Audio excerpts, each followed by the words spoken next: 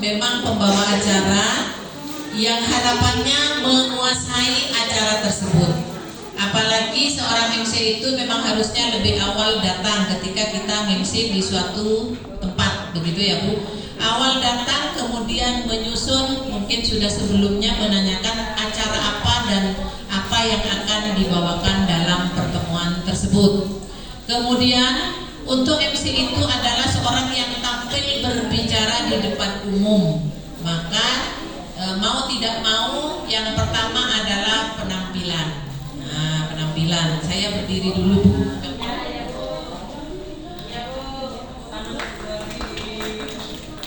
Jadi ketika kita menjadi seorang MC, memang boleh menggunakan catatan, boleh menggunakan lembaran. Mungkin sekarang dikemas seperti pembawa acara di TV-TV. Nah, jadi diginikan, diberi lampu LED. Nah, contoh, kaki boleh lurus atau boleh berbentuk T. Bentuk T. Atau sempurna boleh. Apa-apa ada.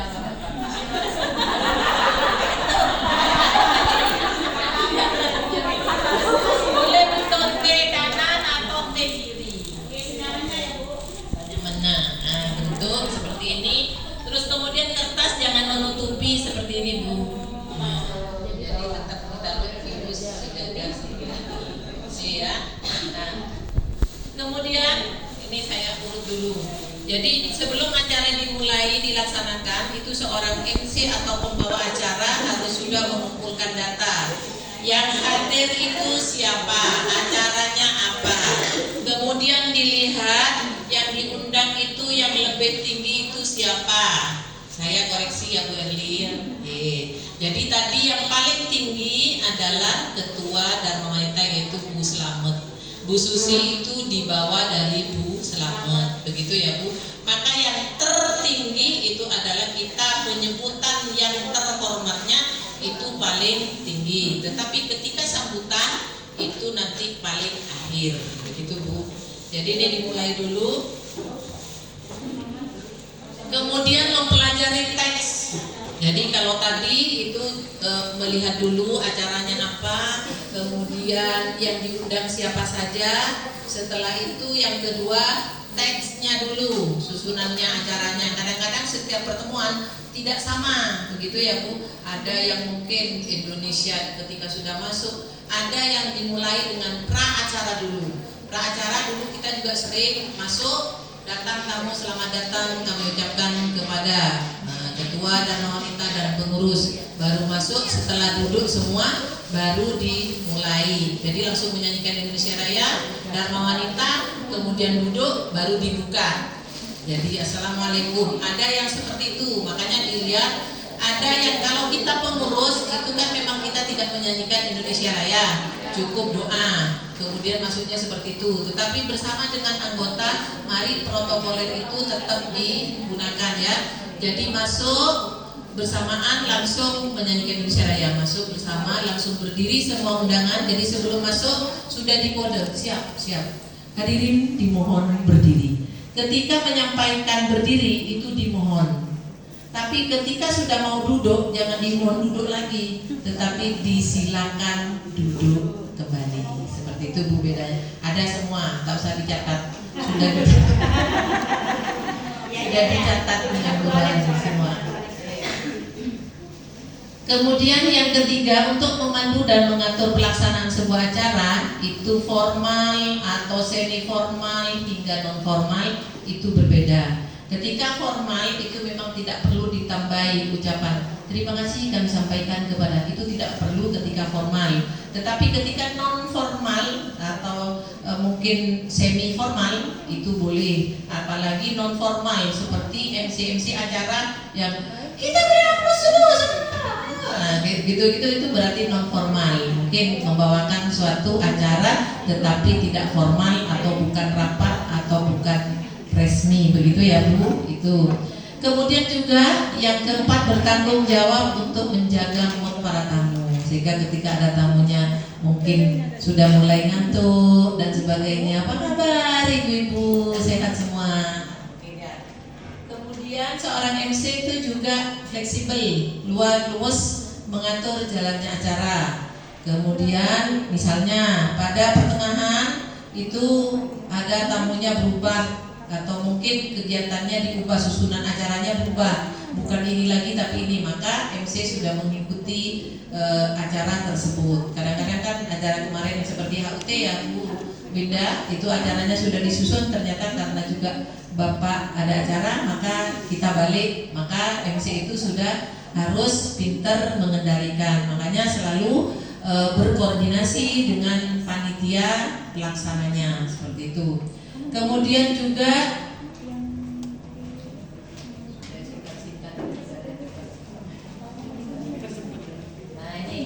persiapan yang harus dilakukan oleh seorang MC, menyusun konsep acara dengan benar, meneliti persiapan sebelum acara dimulai, yaitu dengan disiplin. Jangan sampai kita sudah mau maju, sudah mulai Mas, halo. Nah, itu sebaiknya tidak ya. Jadi ini sebelum panjenengan mulai dicek, coba Mas mic-nya semua selesai, baru acara resmi itu sudah siap dimulai.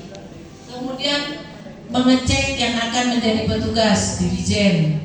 Kemudian doa, jangan-jangan sudah mau mulai petugasnya belum datang ke ruangan. Nah, makanya ketika sudah siap Bu semua, ada sudah Bu siap semua, dimulai ya, dimulai seperti itu ya Bu. Jadi seorang MC itu memang harus ngecek keseluruhan petugas yang menjadi membawa acara di kegiatan rapat.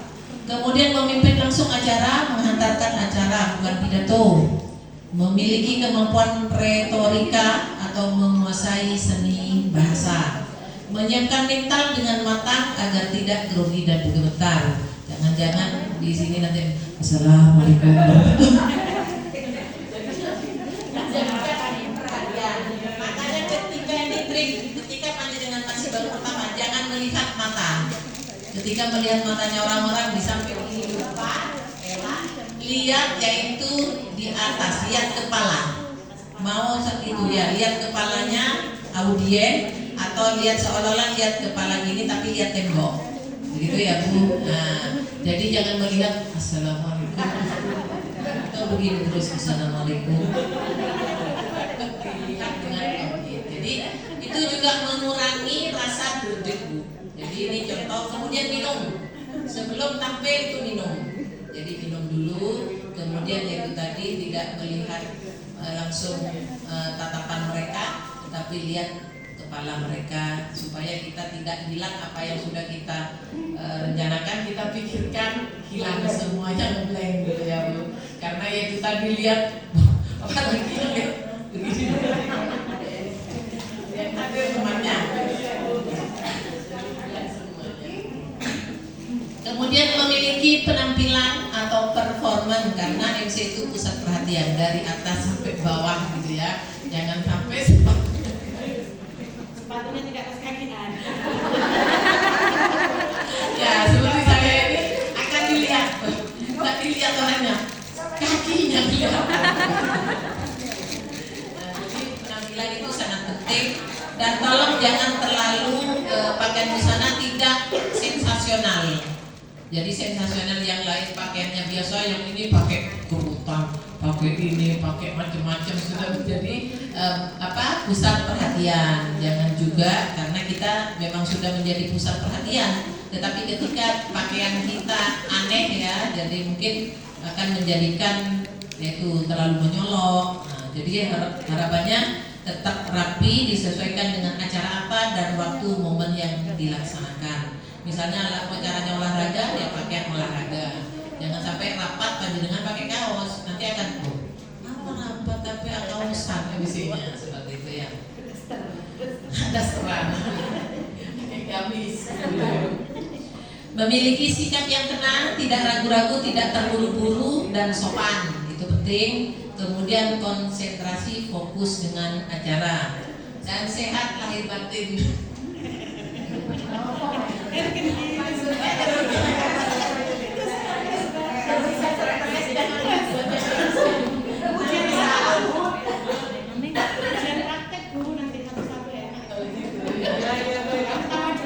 Kemudian senyum simetris, jangan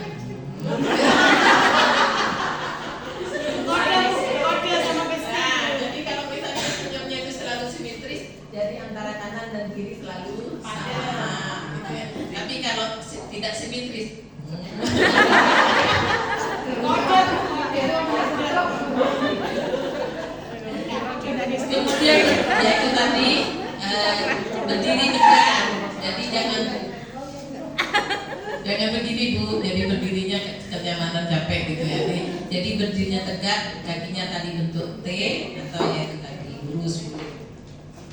Ada kontak dengan audien, jadi intinya maksudnya kalau sudah mahir Bu, boleh bertatap muka dengan audien. Tapi kalau masih baru, jangan menatap audien langsung begini.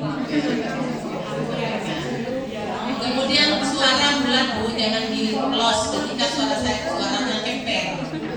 Jadi misalnya pengen jadi MC tapi suara kita tidak bulat, maka itu agak vokalnya lebih dibulatkan. Jadi Assalamualaikum warahmatullahi wabarakatuh. Karena suara tanyakan tapi membuat enak. Tapi Assalamualaikum.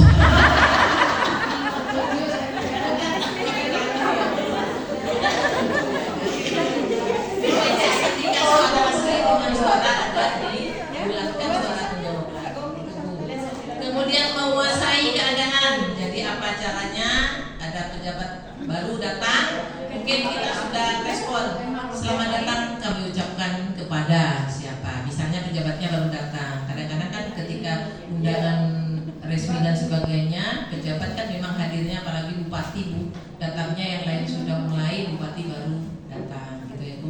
Jadi itu harapannya panjenengan harus tanggap, respon dengan keadaan. Jadi langsung ucapkan selamat datang kami ucapkan kepada siapa.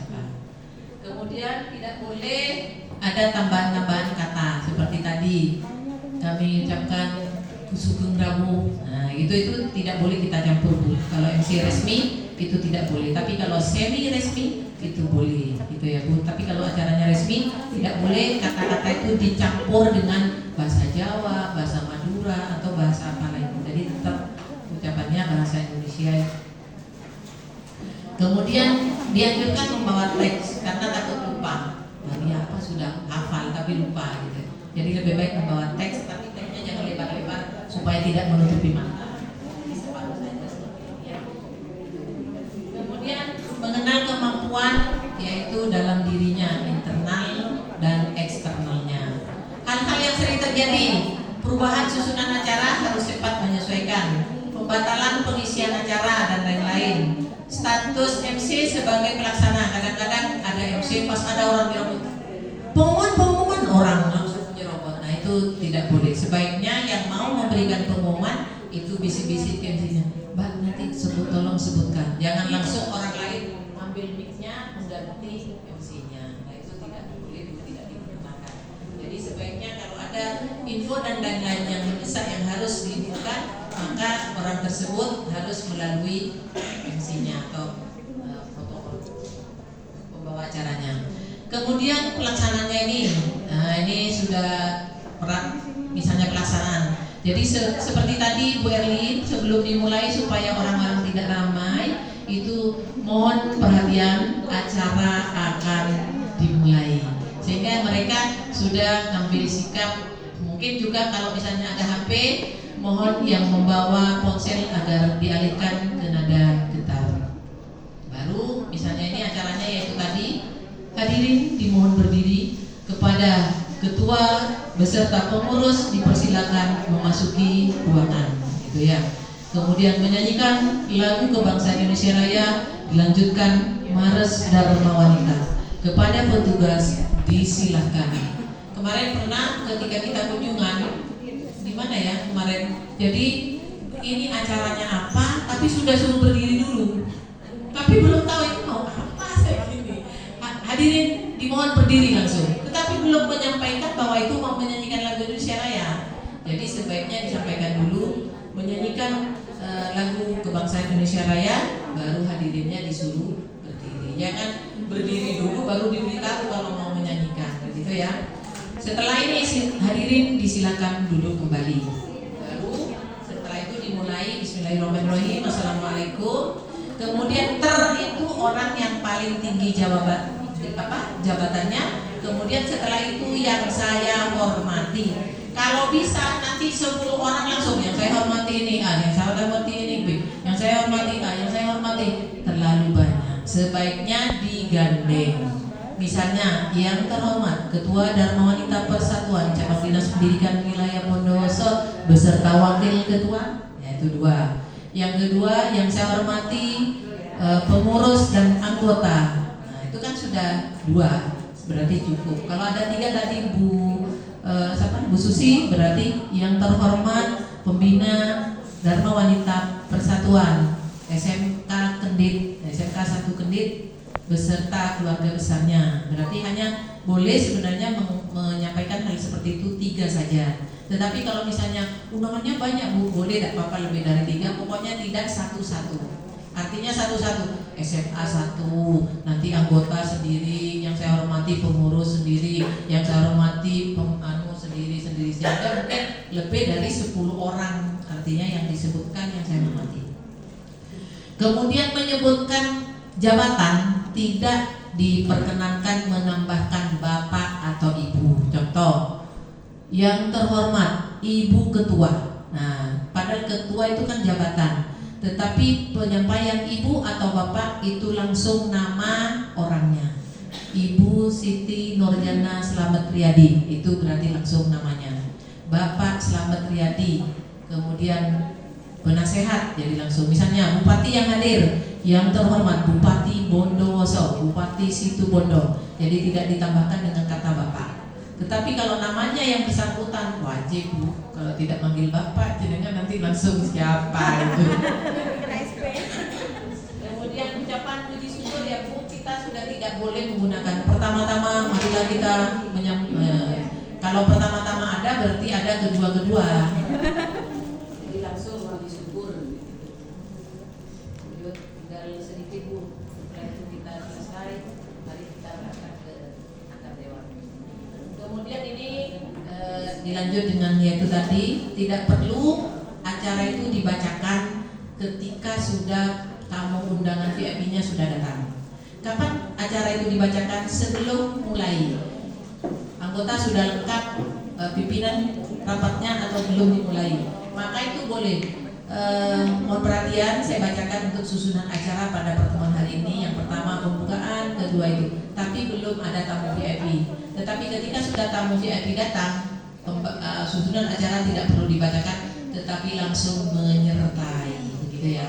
Jadi kemudian ini hadirin ini termasuk sudah ada langsung pembacaan notulen, merupakan acara selanjutnya dan lain-lain. Kemudian ini kesalahan yang sering disampaikan. Acara berikutnya sambutan, menginjak acara, acara menginjak, ya. Acara ketiga, acara butir keempat, nah itu juga tidak diperkenankan. Jadi langsung tidak usah menyebutkan selanjutnya, acara selanjutnya. Kemudian waktu dan tempat. Nah, waktu dan tempat. Waktu tidak bisa, waktunya kan berjalan terus. Tempat juga tidak bisa, kadang-kadang tidak ditempati itu ya. Tempatnya di tempat itu ya. Jangan sekali-kali menyampaikan waktu dan tempat kami persilahkan. Jadi tidak perlu. Kami persilahkan, langsung saja seperti itu. Acara kami skorsing. Nah, itu juga tidak diperkenankan karena acara tidak bisa diskorsing. Acara tetap berjalan. Untuk menyingkat waktu tidak bisa disingkat. Bisa disingkat? Tidak ada waktu yang disingkat, begitu ya Bu. Itu jangan sampai disampaikan. Kemudian hadirin dipersilakan mengambil tempat. Tempatnya suruh bawa pulang, gitu ya Bu. Jadi itu tidak diperkenankan. Itu barangkali nanti ini langsung saya kirim materinya. Ini juga. Para pemenang disilakan maju ke depan. Sudah maju nih ke depan, gitu ya Bu. Sudah maju, mundur ke belakang. Nah itu kan sama saja. Mundur memang ke belakang, maju ke depan. Itu artinya kata kalimat-kalimat seperti itu sebaiknya tidak didobel. Kemudian para bapak-bapak, sudah para bapak-bapak, maka disingkat saja dengan cukup hadirin, gitu ya. Atau langsung bapak-bapak saja, tidak usah para lagi. Kalau para itu berarti sudah banyak, ditambahi bapak-bapak lagi, gitu ya. Lebih banyak lagi, gitu ya.